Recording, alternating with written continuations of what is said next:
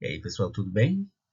Então vamos lá, depois das férias, né, para o PET 3, semana um, posicionamento de Sócrates e dos sofistas. Então, vamos lá. Na Grécia Antiga, pessoal, os sofistas, eles eram professores profissionais, homens que dizem de saber, de um grande saber, e vendiam seus ensinamentos de retórica, ou seja, a arte de proferir discursos em praça pública. Estão falando para a multidão nas cidades e convencendo os ouvintes de que esses ensinamentos poderiam ser um aprimoramento necessário para o exercício político. Porque nessa época, inclusive, a Grécia, Atenas principalmente, estava todo aquele. Estava um clima efervescente, vamos falar assim, em termos políticos. Então as pessoas se reuniam na ágora e colocavam suas ideias, apresentavam suas ideias. E a política, é claro, estava a todo vapor.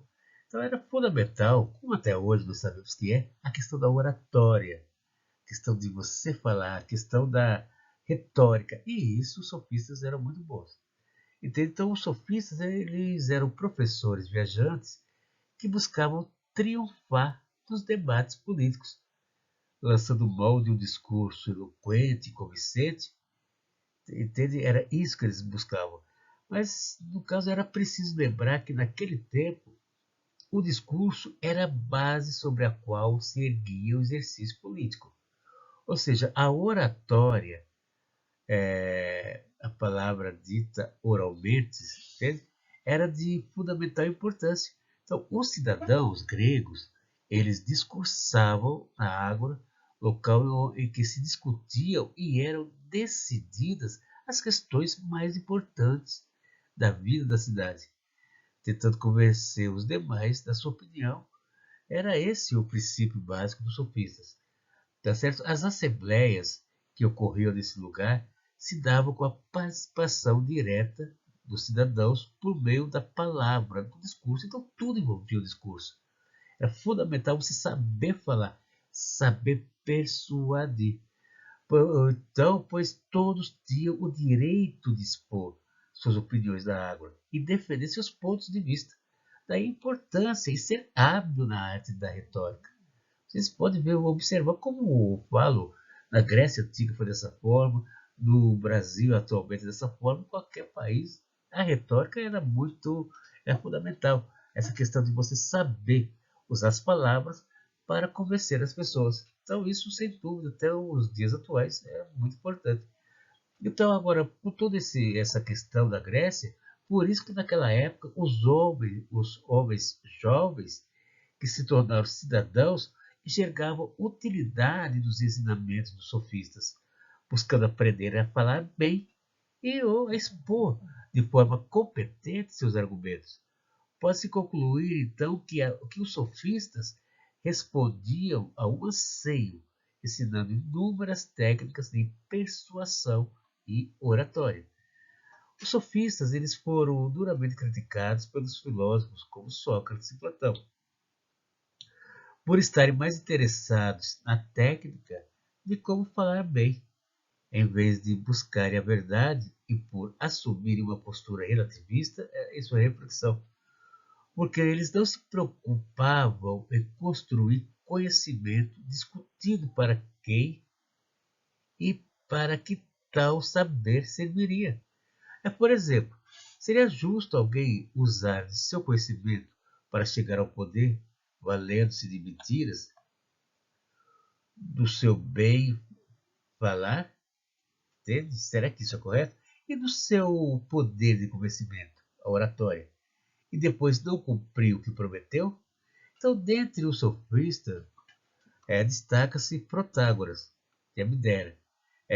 Ficou famoso principalmente pela frase, pela máxima que ele comentou, né? É que o homem é a medida de todas as coisas, tá certo? ele foi um filósofo, um sofista, eu acredito que um dos mais famosos que teve, né? Tá certo? E com essa frase dele, é, encarou, entendeu-se a questão do relativismo, entende? Por parte dele era esse relativismo que Platão e Sócrates eram contra. Então, são alguns pontos em relação aos sofistas que. Então, pessoal, concluindo aqui, começando a concluir pelo menos, é, para ele, para Protágoras, para muitos sofistas, alguém que se comunicasse muito bem poderia conversar sobre qualquer assunto e ser bem-sucedido, independente da situação. Ele mesmo era conhecido por ouvir questões de grandes plateias e responder a elas sem que conhecesse os assuntos. Imagina só, perguntar para você sobre um determinado assunto e você conseguir responder daquele assunto, falar sobre aquela teoria que seja, e sem conhecimento nenhum, diante de uma plateia. Então, isso eles procuravam, porque na realidade o que eles miravam, o que eles pensavam, era como persuadir, como convencer uma pessoa de que ele estava certo, independente que não estivesse. Então a questão não era uma questão de conhecimento que eles se preocupavam, não era uma questão de saber, não era uma questão de verdade. Entende? Por isso que eles já falavam que o homem é a medida de todas as coisas. Então as coisas podem ser verdade para mim e para outros não. Então era isso que eles defendiam, era isso que eles trabalhavam.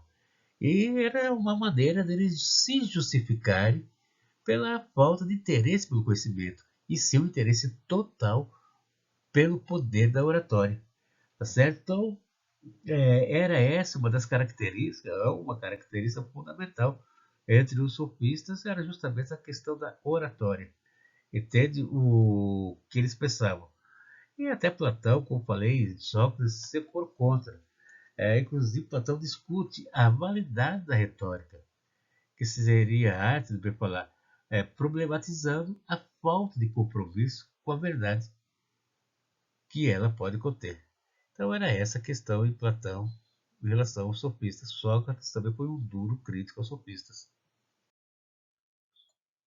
Vamos lá agora. Sócrates e a importância do diálogo na busca do conhecimento. Pessoal, Sócrates é uma figura central para a filosofia, pelo pensamento, pelo seu pensamento e também pela sua atuação, conforme você poderá observar, tá certo? Pelo menos um pouco dentro daquilo que a gente vai apresentar. Na realidade, o que se conhece de Sócrates chegou até os dias de hoje por fontes indiretas, principalmente por meio de seu discípulo Platão. Sócrates nada, absolutamente nada, ele escreveu, porque de sua perspectiva, o diálogo era o método por excelência de aprendizagem. Então, para o filósofo, a escrita, na medida que na medida em que pretendia, ou melhor, em que prendia as ideias no papel, poderia fazer que estas fossem tidas como verdades prontas, inquestionáveis e indiscutíveis. Sócrates, então, andava por Atenas e dialogava com as pessoas, não fazendo distinção entre homens ricos e pobres, conversando com artesãos e com escravos. O filósofo afirmava que ele tinha uma profissão semelhante à de seus pais, ou seja, sua mãe era parteira e seu pai escultor.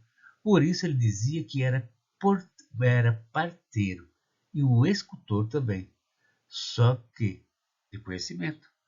Então, por meio do diálogo, Sócrates auxiliava seus interlocutores a dar à luz as ideias, que eram esculpidas, refinadas, aperfeiçoadas, com a intenção de se aproximar mais e mais da essência das coisas, ou seja, compreender o que elas são, como são e por que são.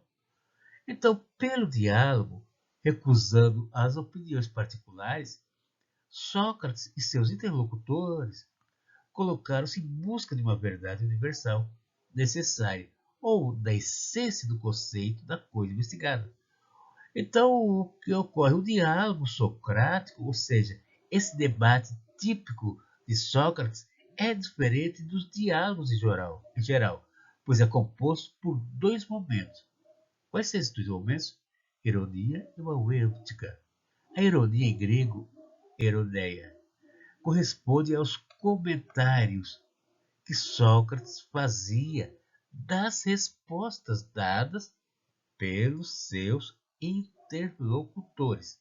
Então, com esse procedimento, ele procurava mostrar que os interlocutores falavam com base no senso comum, de preconceitos e de opiniões subjetivas, e não de definições.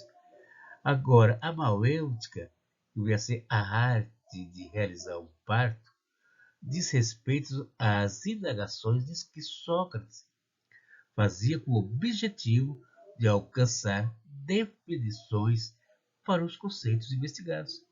É crucial relacionar esse procedimento com a base da sabedoria de Sócrates. O reconhecimento de que a única coisa que alguém pode saber é que nada sabe, ou seja, o conhecimento não está em saber tudo de tudo, mas na disposição humilde de reconhecer a ignorância.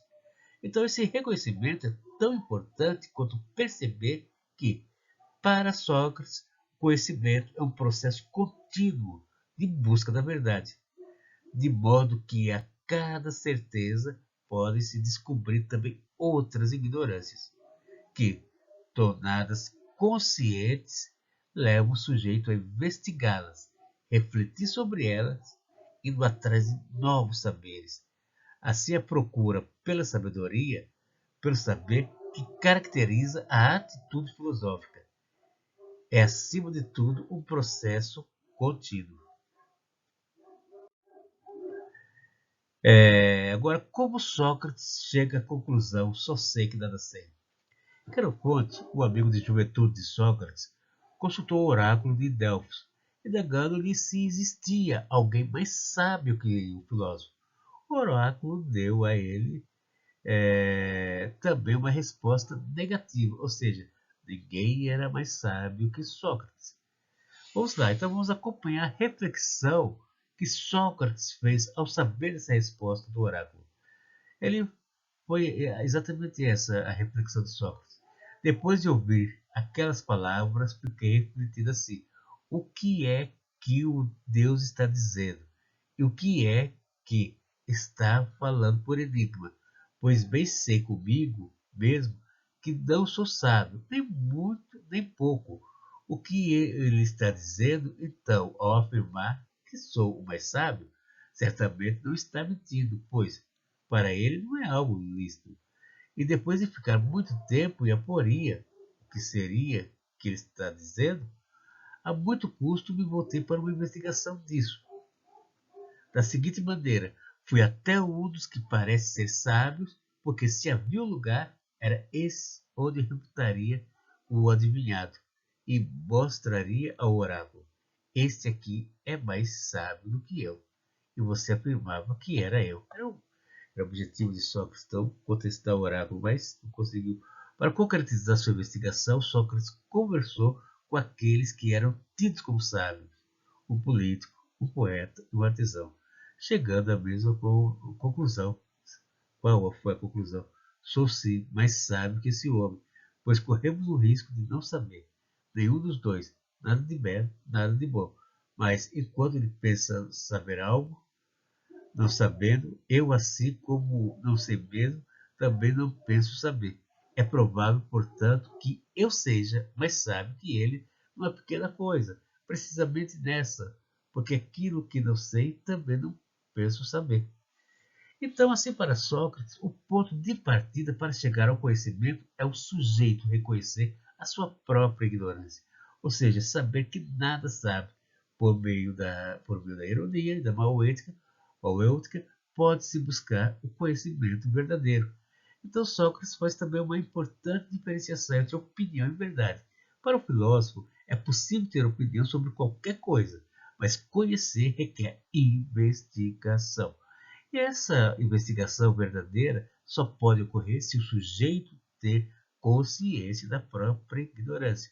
O sujeito que diz conhecedor, mas não o é, está muito mais distante da verdade do que o ignorante. O primeiro, como julga já saber, não investiga, não pesquisa, não estuda. Diferente daquele que toma consciência de seu conhecimento e que, portanto, para sair desse patamar, investiga, pesquisa, estuda, busca conhecer. Então é essa atitude de conhecimento da própria ignorância e da procura por um saber fundamental que é típica da filosofia. Era esse o pensamento de Sócrates, tá certo? Então essa questão, por isso é um dos motivos que levou essa máxima, só sei que nada sei. Então pessoal, até a próxima aula.